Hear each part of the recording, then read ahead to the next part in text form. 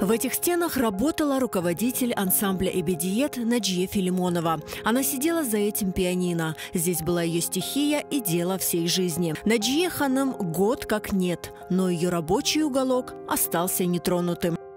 Один прекрасный день Наджия Оджа, занимаясь на своем инструменте, она услышала звуки фано. Она говорит: Диляра, где-то что-то звучит неправильно, кто-то что-то исполняет. Я не могу так. Она остановила репетицию, подбежала к окну, услышала, говорит, где-то внизу. Она не посмотрела ни на что, она побежала, нашла этот инструмент. Ей не понравилось, где он расположен, как с ним пользуются. Она говорит, как всегда, вызывает своего мужа, помощник, который не самый главный, Нариман, чтобы это фано было завтра там.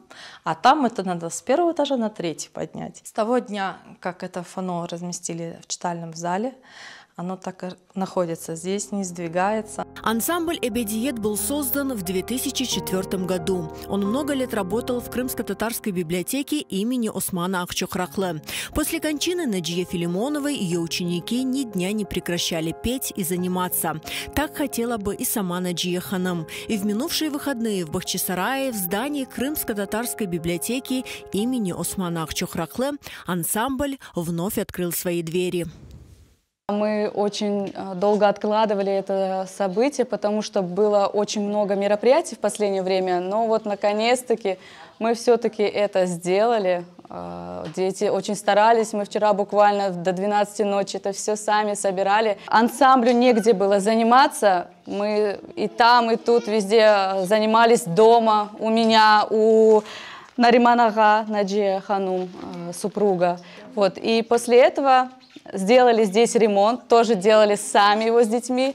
Вот. И, наконец-то, наши репетиции проходят в новом помещении. Сегодня в ансамбле более 20 детей от 4 до 18 лет. Многие из них – победители конкурсов и фестивалей.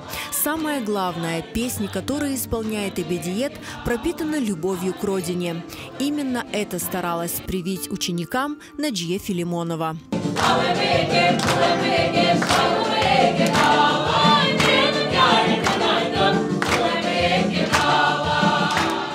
Я уже 7-й год хожу в этот ансамбль «Эбедиет», и от него я получил уникальные навыки работы как и с людьми, общения, так и вокальному пению. То есть для того, чтобы дальше просвещать наш народ.